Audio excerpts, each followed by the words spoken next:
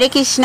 কাল থেকে আমরা মন্দিরে ছিলাম, আর কালকে তো জন্মাষ্টমী ছিল, তাই ভগবান শ্রীকৃষ্ণের জন্মাষ্টমী উপলক্ষে আমরা মন্দিরেই ছিলাম।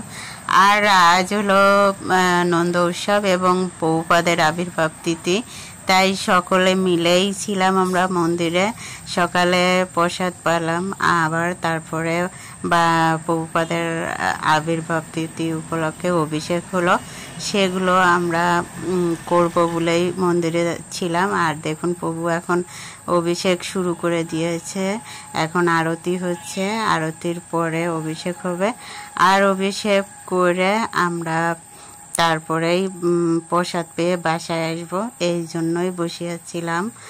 আর দেখুন, আমরা এখন মন্দিরে বসে আছি আর অভিষেক দেখছিলাম। প্রভু অভিষেক করার জন্য আরতি করছে। আর এই যে দেখুন, প্রভুপাদের আরতি করছিল প্রভু। আর আমরা বসে বসে দেখছিলাম কিভাবে করছিল। আপনারাও দেখুন, দেখলেও ভালো লাগে যে কিভাবে ভগবানের এবং ভগবানের ভক্তদেরকে অভিষেক করে। আসলে না দেখলে বুঝতে পারবো না যে আমরা কিভাবে ধর্মটাকে ধরে রাখছি। এভাবেই সব কিছু করতে হয়।